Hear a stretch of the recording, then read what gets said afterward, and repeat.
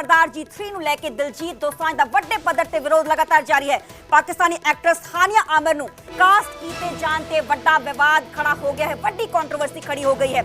ਦਿਲਜੀਤ ਤੇ ਭੜਕੇ ਨੇ federation of western India cine employees ਅਤੇ all India cine workers association ਤੇ FWICE ਨੇ ਦਿਲਜੀਤ ਨੂੰ ਕਿਹਾ ਕਿ ਗੱਦਾਰ ਹੈ ਦਿਲਜੀਤ। ਅਸੀਂ ਦਿਲਜੀਤ ਅਤੇ ਪ੍ਰੋਡਿਊਸਰ ਨੂੰ ਹਮੇਸ਼ਾ ਦੇ ਲਈ ਬੈਨ ਕਰ ਦੇਵਾਂਗੇ। ਫੈਡਰੇਸ਼ਨ ਨੇ ਵੱਖ-ਵੱਖ ਫੈਡਰੇਸ਼ਨਸ ਦਾ ਮੈਂ ਜ਼ਿਕਰ ਕਰ ਰਹੀ ਹਾਂ, ਉਹਨਾਂ ਨੇ ਦਿਲਜੀਤ ਨੂੰ ਬੈਨ ਕਰਨ ਦਾ ਜੋ ਹੈ ਉਹ ਕਿਹਾ ਕਿ ਅਸੀਂ ਬੈਨ ਕਰ ਦੇਵਾਂਗੇ।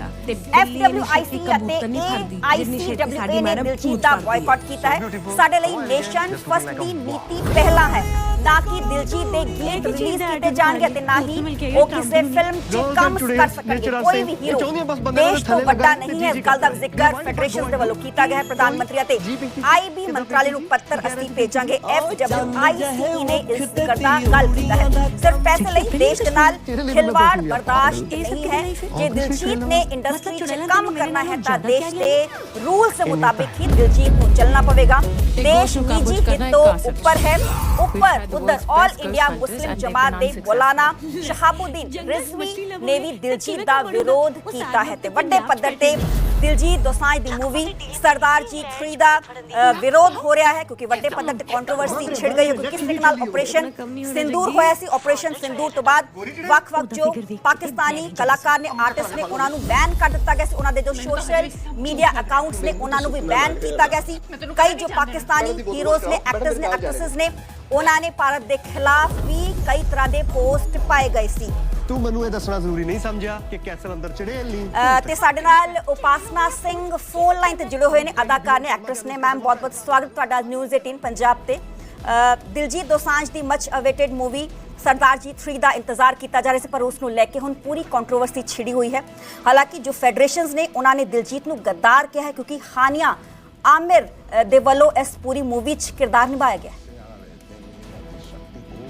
सत श्री अकाल जी, मैं उपासना सिंह। ते देखो, मैं तो सिर्फ इन्ना ही कहना चाहूँगी कि ਜਦੋਂ ਇਹ ਫਿਲਮ ਬਣੀ ਸੀ ਸਰਦਾਰ ਜੀ, ਉਦੋਂ ਇਹ ਆਪਰੇਸ਼ਨ ਸਿੰਦੂਰ ਵਾਲਾ ਕੋਈ ਵੀ ਐਸਾ ਅਟੈਕ ਉਧਰੋਂ ਨਹੀਂ ਹੋਇਆ ਸੀ। ਤੇ ਇਸ ਕਰਕੇ ਸਾਰੇ ਐਕਟਰਸ ਹੀ ਇਕੱਠੇ ਕੰਮ ਕਰ ਰਹੇ ਸੀ। ਮਤਲਬ ਪਾਕਿਸਤਾਨੀ ਐਕਟਰਸ ਇੱਥੇ ਕੰਮ ਕਰਦੇ ਸੀ, ਇੱਥੇ ਦੇ ਤਾਂ ਸ਼ਾਇਦ ਉਹ ਕਰਨ ਹੀ ਨਹੀਂ ਦਿੰਦੇ ਉੱਥੇ ਕੰਮ। ਪਰ ਡੈਫੀਨੇਟਲੀ ਉਦੋਂ ਐਸਾ ਨਹੀਂ ਸੀਗਾ, ਕਿਉਂਕਿ ਅਸੀਂ ਵੀ ਜਿੱਦਾਂ ਲੰਡਨ ਮੈਂ ਗਈ ਸੀ ਹੁਣੀ ਜਿੱਪੀ ਜੀ ਦੀ ਫਿਲਮ ਕਰਨ ਲਈ, ਕੁਝ ਟਾਈਮ ਪਹਿਲਾਂ ਦੀ ਗੱਲ ਕਰ ਰਹੀ ਹਾਂ, ਹੁਣ ਦੀ ਨਹੀਂ। ਉਦੋਂ ਉਹਦੇ ਚ ਨਾਸਿਰ ਚਿਨਿਓਟੀ ਜੀ ਸੀ, ਜਦੋਂ ਮੈਂ ਕਪਿਲ ਸ਼ਰਮਾ ਕਰ ਰਹੀ ਸੀ ਉੱਥੇ ਨਸੀਮ ਵਿੱਕੀ ਸੀ, ਇਹ ਸਾਰੇ ਪਾਕਿਸਤਾਨੀ ਐਕਟਰ ਸੀਗੇ। ਤੇ ਉਦੋਂ ਏਦਾਂ ਦਿਮਾਗ 'ਚ ਵੀ ਨਹੀਂ ਆਉਂਦਾ ਸੀਗਾ ਨਾ। ਪਰ ਹੁਣ ਆਪਰੇਸ਼ਨ ਸਿੰਦੂਰ ਕਰਕੇ ਮੈਂ ਸਮਝ ਸਕਦੀ ਹਾਂ ਲੋਕਾਂ ਦੀਆਂ ਭਾਵਨਾਵਾਂ, ਕਿਉਂਕਿ ਅਸੀਂ ਸਾਰੇ ਦੇਸ਼ ਭਗਤ ਹੈ, ਸਾਨੂੰ ਆਪਣੀ ਕੰਟਰੀ ਨਾਲ ਬਹੁਤ ਜ਼ਿਆਦਾ ਪਿਆਰ ਹੈ। ਇਸ ਕਰਕੇ ਅਸੀਂ ਇਮੋਸ਼ਨਲੀ ਆਪਣੀ ਕੰਟਰੀ ਨਾਲ ਅਟੈਚ ਹੋਣ ਕਰਕੇ ਜਿੱਦਾਂ ਉੱਥੇ ਦੇ ਐਕਟਰਸ ਖਿਲਾਫ ਬੋਲ ਰਹੇ ਹੈ ਸਾਡੇ ਲੋਕਾਂ ਲਈ ਜਾਂ ਕੁਛ ਦਾ, ਤੇ ਉਹ ਹਰਟ ਫੀਲ ਹੁੰਦਾ ਹੈ। ਇਸ ਕਰਕੇ ਇਹ ਇੱਦਾਂ ਹੋਇਆ। ਪਰ ਜੇ ਅਸੀਂ ਕਹੀਏ ਕਿ ਦਿਲਜੀਤ ਗੱਦਾਰ ਹੈ ਜਾਂ ਦਿਲਜੀਤ ਨੇ ਗਲਤ ਕੀਤਾ, ਮੈਂ ਸਿਰਫ ਆਪਣੀ ਭਾਵਨਾਵਾਂ ਦੱਸ ਸਕਦੀ ਹਾਂ। ਐਜ਼ ਏ ਐਕਟਰਸ ਵੀ ਮੈਂ ਤੁਹਾਨੂੰ ਦੱਸ ਸਕਦੀ ਕਿ ਜਦੋਂ ਇੱਕ ਚੀਜ਼ ਬਹੁਤ ਪਹਿਲਾਂ ਬਣੀ ਹੋਵੇ, ਜਦੋਂ ਇੱਦਾਂ ਦਾ ਕੁਝ ਹੋਇਆ ਹੀ ਨਾ ਹੋਵੇ, ਉਦੋਂ ਉਸ ਲੜਕੀ ਨੂੰ ਜਾਂ ਜਿਹੜੀ ਵੀ ਐਕਟਰਸ ਨੂੰ ਰੱਖਿਆ ਗਿਆ ਹੋਏਗਾ।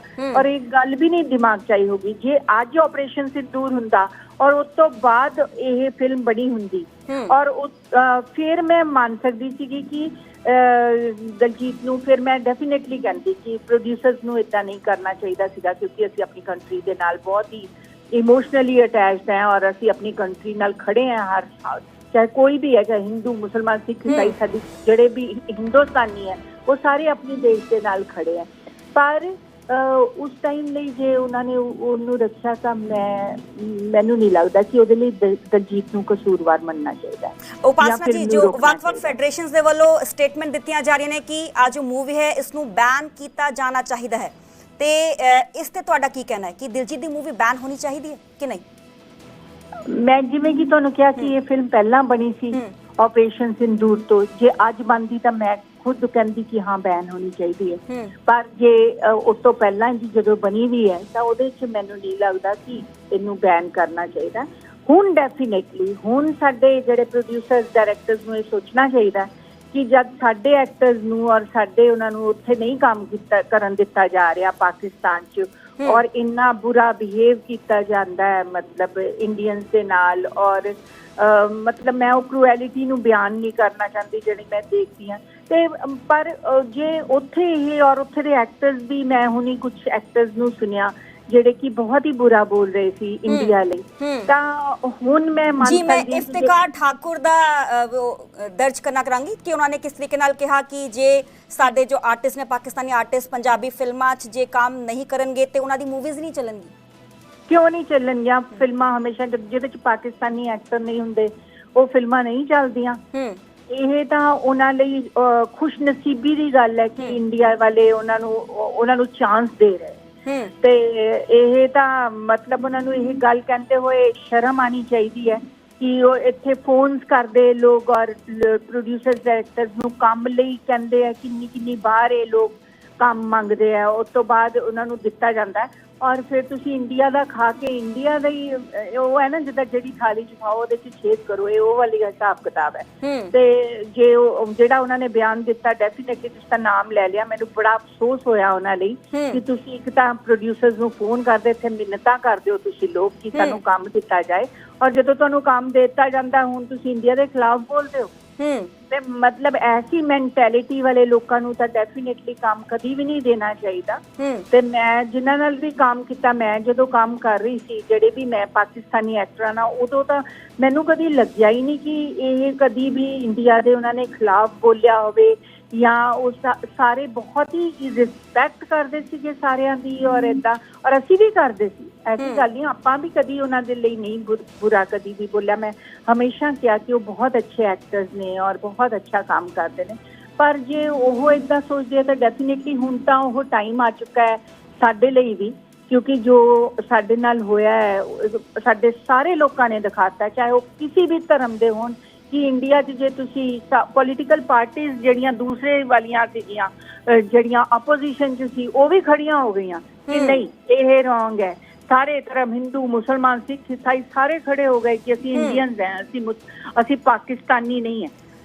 ਉਪਾਸਨਾ ਜੀ, ਹਾਨੀਆ ਆਮਿਰ ਦਾ ਵਿਰੋਧ ਇਸ ਕਰਕੇ ਵੀ ਹੋ ਰਿਹਾ ਸੀ ਕਿਉਂਕਿ ਜਦੋਂ ਆਪਰੇਸ਼ਨ ਸਿੰਦੂਰ ਨੂੰ ਅੰਜਾਮ ਦਿੱਤਾ ਗਿਆ ਤੇ ਵੱਖ-ਵੱਖ ਪਾਕਿਸਤਾਨੀ ਅਦਾਕਾਰਾਂ ਦੇ ਵੱਲੋਂ ਪੋਸਟ ਪਾਈਆਂ ਗਈਆਂ।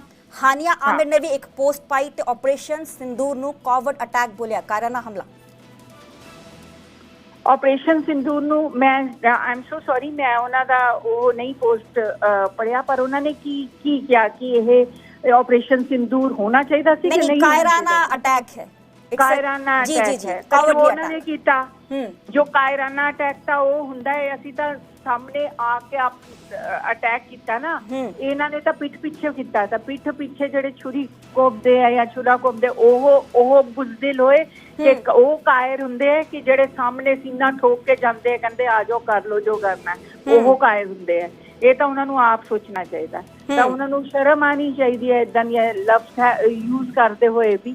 ਪਹਿਲਾਂ ਤਾਂ ਉਹਨਾਂ ਨੂੰ ਆਪਣੇ ਗਿਰਬਾਨ 'ਚ ਕਹਿੰਦੇ ਨਾ, ਝਾਂਕ ਕੇ ਦੇਖੋ ਕਿ ਤੁਸੀਂ ਕੀ ਚੀਜ਼ ਹੋ।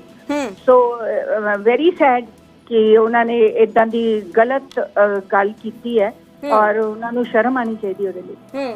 ਉਪਾਸਨਾ ਜੀ, ਕੀ ਤੁਸੀਂ ਇੰਨੇ ਵੱਡੇ ਅਦਾਕਾਰ ਹੋ, ਤੁਸੀਂ ਬਾਲੀਵੁੱਡ 'ਚ ਵੀ ਕੰਮ ਕੀਤਾ, ਬਾਲੀਵੁੱਡ 'ਚ ਵੀ ਕੰਮ ਕੀਤਾ, ਇਹਨਾਂ ਸਭ ਚੀਜ਼ਾਂ ਨੂੰ ਲੈ ਕੇ ਜੇ ਮੈਂ ਜ਼ਿਕਰ ਕਰਾਂ ਕਿਸ ਤਰੀਕੇ ਨਾਲ ਪੂਰੀ ਕੰਟਰੋਵਰਸੀ ਹੋਈ, ਭਾਰਤ ਤੇ ਪਾਕਿਸਤਾਨ ਦੇ ਵਿਚਾਲੇ ਜੋ ਜੰਗ ਹੋਈ ਹੈ, ਤੁਹਾਨੂੰ ਲੱਗਦਾ ਹੈ ਕਿ ਆਰਟ ਨੂੰ ਇਹਨਾਂ ਸਭ ਕੰਟਰੋਵਰਸੀ ਤੋਂ ਉੱਪਰ ਕਿਤਨਾ ਕਿਤੇ ਰੱਖਣਾ ਚਾਹੀਦਾ ਹੈ?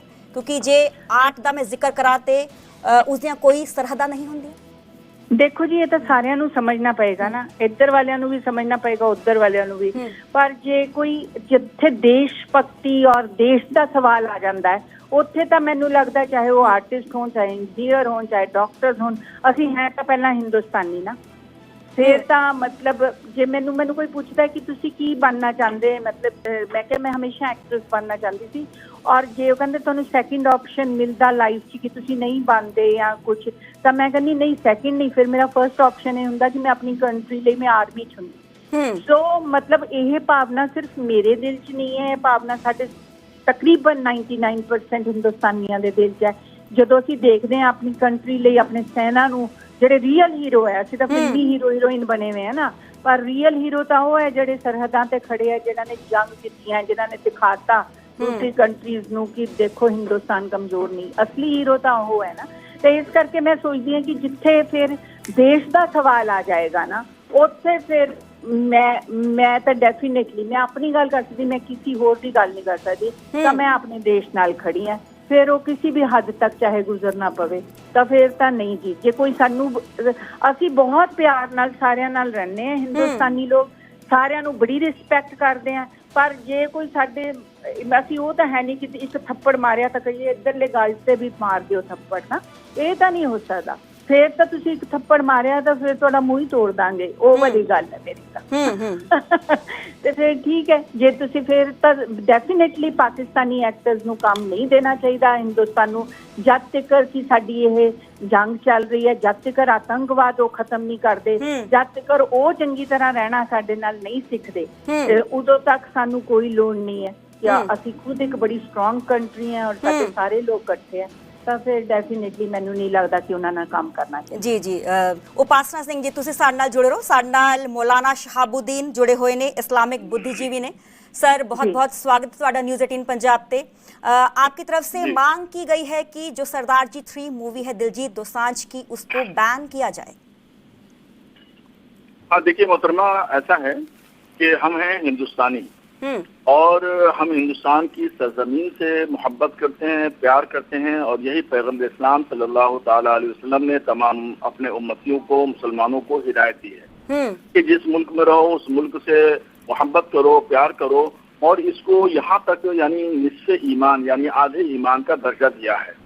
अब ऐसी कंडीशन में यहाँ पर अभी पहलगाम की घटना हुई, उसके बाद में भारत सरकार ने ऑपरेशन सिंदूर अंजाम दिया।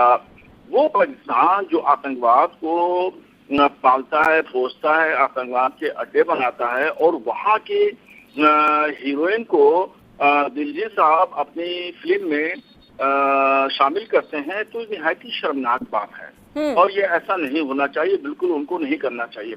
उनको समझना चाहिए कि पहलगाम में बेकसूर लोगों को किसने मारा, किसने हत्या की।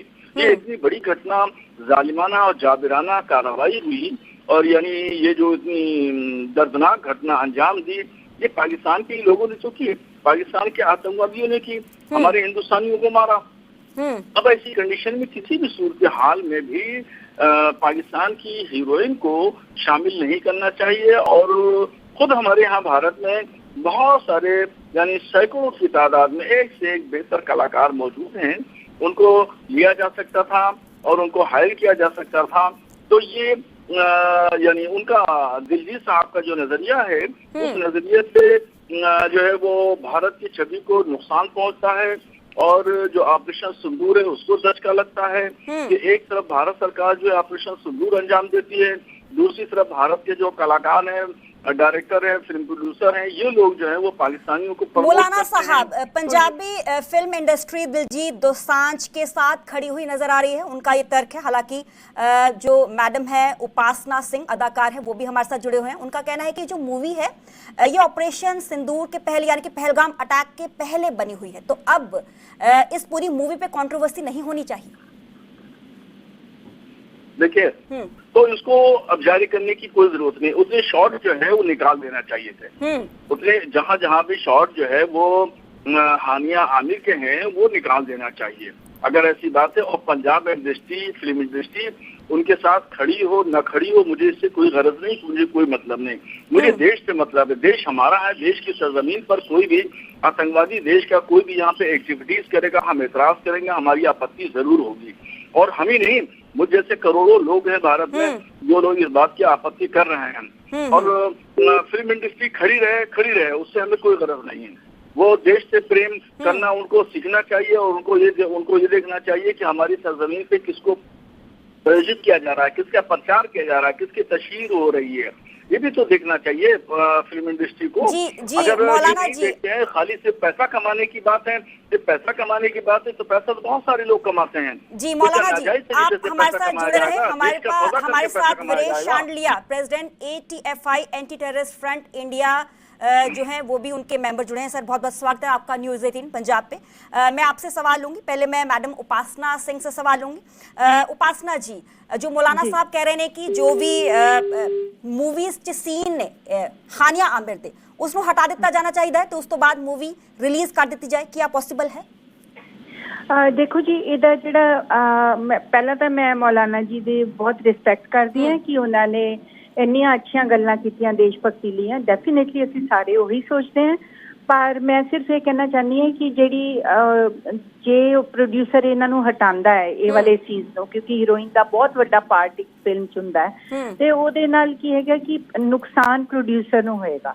ਜਿਹੜੇ ਜਿਨ੍ਹਾਂ ਨੇ ਵੀ ਇਹ ਫਿਲਮ ਬਣਾਈ ਹੋਏਗੀ ਉਹਨਾਂ ਨੂੰ ਬਹੁਤ ਵੱਡਾ ਨੁਕਸਾਨ ਹੋਏਗਾ। ਔਰ ਦਲਜੀਤ ਦੋਸਾਂਝ ਜੀ ਦੀ ਫਿਲਮ ਕੋਈ ਛੋਟੀ ਫਿਲਮ ਨਹੀਂ ਹੁੰਦੀ ਉਹ, ਕਿਉਂਕਿ ਤੁਸੀਂ ਸਾਰੇ ਜਾਣਦੇ ਹੋ ਕਿ ਉਹ ਪੰਜਾਬੀ ਇੰਡਸਟਰੀ ਦੀ ਸਭ ਤੋਂ ਵੱਡੀਆਂ ਫਿਲਮਾਂ 'ਚ ਉਹਦਾ ਸ਼ੁਮਾਰ ਹੁੰਦਾ। ਤਾਂ ਉਹ ਪ੍ਰੋਡਿਊਸਰ ਦਾ ਇੱਕ ਦਿਨ ਦਾ ਖਰਚਾ ਵੀ ਕਾਫੀ ਹੁੰਦਾ ਜਦ ਤੁਸੀਂ ਇੱਕ ਫਿਲਮ ਬਣਾਉਂਦੇ ਹੋ। ਐਜ਼ ਪ੍ਰੋਡਿਊਸਰ ਵੀ ਮੈਂ ਕਹਿ ਰਹੀ ਹਾਂ, ਕਿਉਂਕਿ ਮੈਂ ਖੁਦ ਵੀ 2 ਫਿਲਮਾਂ ਪ੍ਰੋਡਿਊਸ ਕੀਤੀਆਂ।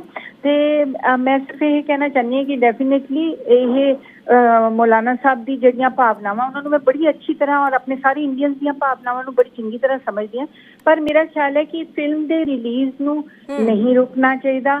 ਔਰ ਹੁਣ ਤੋਂ ਜਦੋਂ ਤੋਂ ਮਤਲਬ ਇਹ ਸਾਰੀਆਂ ਚੀਜ਼ਾਂ ਹੋਈਆਂ ਔਰ ਅਸੀਂ ਜੋ ਮੋਦੀ ਸਾਹਿਬ ਨੇ ਕੀਤਾ ਹੈ ਜਾਂ ਜੋ ਆਪਰੇਸ਼ਨ ਸਿੰਦੂਰ ਹੋਇਆ, ਇਸ ਤੋਂ ਬਾਅਦ ਮੈਨੂੰ ਨਹੀਂ ਲੱਗਦਾ ਕਿ ਸਾਨੂੰ ਕਿਸੇ ਵੀ ਪਾਕਿਸਤਾਨੀ ਐਕਟਰ ਨੂੰ ਉਦੋਂ ਤੱਕ ਕੰਮ ਦੇਣਾ ਚਾਹੀਦਾ ਹੈ ਇੱਥੇ ਜਦ ਤੱਕ ਕਿ ਸਾਡੇ ਦੋਨਾਂ ਦੇਸ਼ਾਂ ਦੇ ਆਪਸੀ ਜਿਹੜੇ ਸੰਬੰਧ ਹੈ ਉਹ ਠੀਕ ਨਾ ਹੋ ਜਾਣ। ਪਰ ਇਸ ਫਿਲਮ ਨੂੰ ਰੋਕਣਾ ਮੈਨੂੰ ਨਹੀਂ ਲੱਗਦਾ ਕਿ ਸਹੀ ਡਿਸੀਜਨ ਹੋਵੇ, ਮਤਲਬ ਫੇਅਰ ਨਹੀਂ ਹੈ, ਮਤਲਬ ਤੁਸੀਂ ਕਹਿ ਰਹੇ ਹੋ। ਮੈਨੂੰ ਨਹੀਂ ਲੱਗਦਾ ਜੀ ਮੈਮ, ਤੁਸੀਂ ਸਾਡੇ ਨਾਲ ਨੁਕਸਾਨ ਵਾਲੀ ਗੱਲ ਜੀ ਤੁਸੀਂ ਸਾਡੇ ਨਾਲ ਜੁੜੇ ਹੋ। ਸਾਡੇ ਨਾਲ BN ਤਿਵਾੜੀ ਜੁੜੇ ਹੋਏ ਨੇ, ਪ੍ਰਧਾਨ ਨੇ FWICE ਦੇ। ਸਰ ਬਹੁਤ ਬਹੁਤ ਸਵਾਗਤ ਤੁਹਾਡਾ ਨਿਊਜ਼ 18 ਪੰਜਾਬ ਤੇ। FWICE ਨੇ ਜੋ ਦਿਲਜੀਤ ਦੋਸਾਂਝ ਦੀ ਮੂਵੀ ਆ ਰਹੀ ਹੈ ਸਰਦਾਰ ਜੀ 3, ਉਸ ਨੂੰ ਲੈ ਕੇ ਕਈ ਤਰ੍ਹਾਂ ਦੇ ਸਵਾਲ ਖੜੇ ਕੀਤੇ ਨੇ। ਨਾਲੇ ਦਿਲਜੀਤ ਨੂੰ ਗੱਦਾਰ ਕਿਹਾ ਹੈ ਤੇ ਕਿਹਾ ਹੈ ਕਿ ਆ ਮੂਵੀ बैन होनी चाहिए। जी जी ऐसा बैन होनी चाहिए। जी जी ऐसा है कि सिंदूर ऑपरेशन सिंदूर से पहले जब ये अपना पहलगाम में सारी चीजें हुई है, लोगों की जान गई, निरीह लोगों के निर्दोष लोगों को मारा गया, उनसे नाम उनका धर्म पूछ करके मारा गया, और ये पता चलने के बाद कि पाकिस्तानी लोग थे और इस तरह की हरकत किए, उसके बाद सिर्फ जितने मारे गए उतने ही लोग नहीं मरे हैं, उनके साथ उनकी फैमिली, उनकी पत्नी, उनके भाई, उनका बहन, उनकी माँ, सबके सब आज भी उस दिन के उस खौफ को याद करके मर रहे हैं। ये फिल्म जब बन रही थी तब भी उनको बताया गया था कि इसमें पाकिस्तानी, हमने उसी समय विरोध किया था कि कोई भी पाकिस्तानी कलाकार के साथ काम नहीं करेगा। उस पहले दिन ही हमने अनाउंस कर दिया था, किसी सिंगर के साथ किसी प्रोग्राम में। तिवाड़ी जी, आप ये कह रहे हैं कि जब ये मूवी बन रही थी तभी आपकी फेडरेशन की तरफ से ये बात कह दी गई थी कि कोई भी पाकिस्तानी एक्ट्रेस इस मूवी में नहीं ली जाए?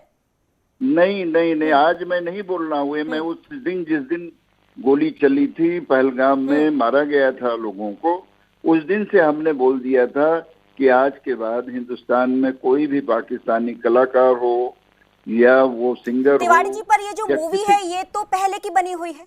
पहलगाम अटैक 22 अप्रैल को हुआ, ऑपरेशन सिंदूर हुआ, पर ये उससे पहले की मूवी बनी हुई है।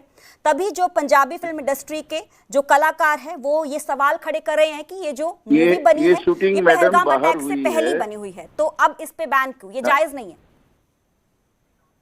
वो जब भी बनी हो, देश से पहले कोई चीज नहीं है।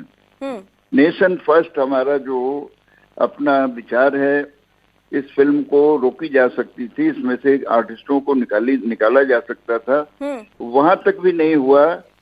जब ये हानिया अमीर है, इसको पहलगाम हमले के बाद जब सिंदूर ऑपरेशन सिंदूर हुआ तो उसने बोला कि इंडियन जो मिलिट्री है कावर्ड है, ये रात में आक्रमण करती है, और इस तरीके से मतलब कि बजाय कि वो कलाकार है तो उसको एक्सेप्ट करना चाहिए कि जो हो रहा, जो हुआ अच्छा नहीं हुआ है, उसने देश के खिलाफ बोला। तमाम लोगों के गुस्से थे, पूरी फिल्म इंडस्ट्री में हमने तमाम शो, जो इनका भी शो था, इनको पहले भी हमने लेटर दिया है कि आप डालास में जो शो करने जा रहे हैं वहां पर ऑर्गेनाइजर जो है, जो फंडिंग कर रहा है वो पाकिस्तानी है। हमारे पैसे, हम लोगों के फिल्मों के जरिए या गाने के जरिए आप पैसे खालिस्तान में देते हों, लोगों को देते हों, पाकिस्तान में देते हों, वो बिल्कुल एक्सेप्ट नहीं है। जी जी।